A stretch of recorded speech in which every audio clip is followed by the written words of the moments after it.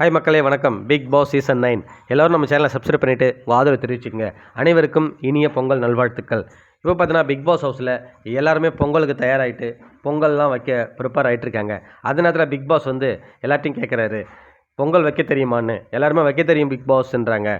நம்ம கானா வினோத் அந்த டைம் பார்த்து கவுண்டர் டைலாக் அடிக்கிறாரு, பார்த்து கிச்சிரி பண்ணிட போகிறீங்கன்னு. உண்மையாகவே அந்த மொமெண்ட் வந்து ரொம்ப ஒரு ஃபன்னியாக தான் இருந்தது, ஜாலியாக இருந்ததுங்க.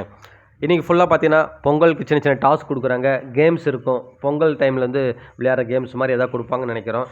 அந்த மாதிரி இது ஃபுல்லாகவே அப்படி தாங்க போக போகுது. பெருசாக எந்த ஒரு பெரிய டாஸ்க்கோ இல்லை எந்த ஒரு மொமெண்ட்டுமே இருக்காது. இருக்கிறதுக்கு என்னென்னு பார்த்தீங்கன்னா குறும்படம் எதாவது போகிறதுக்கு வாய்ப்பு இருக்குது. ஏன்னா நேற்று போட்ட குறும்படம் ஓரளவுக்கு மக்கள்கிட்ட வரவேற்பு பெற்றதால் இன்றைக்கி குறும்படம் போட வாய்ப்புகள் நிறையவே இருக்குதுன்னு தான் சொல்லணும்.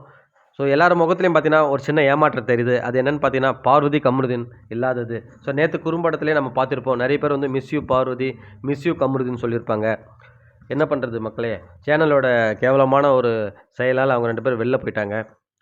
அவங்க இல்லாமல் இந்த பொங்கல் கொண்டாடுறது உண்மையாக பெருசாக தெரியல. பார்க்குற ஆடியன்ஸுக்குமே கொஞ்சம் ஏமாற்றமாக தான் இருக்கும். ஒரே உப்புச்சப்பு இல்லாத பொங்கலாக தான் இருக்க போகுதுன்னு நினைக்கிறேன். நீங்கள் என்ன நினைக்கிறேன்னு சொல்லிட்டு கமெண்ட் செக்ஷனில் கமெண்ட் பண்ணுங்கள் மக்களே. மீண்டும் உங்களை அடுத்த வீடியோவில் சந்திக்கிறேன். நன்றி.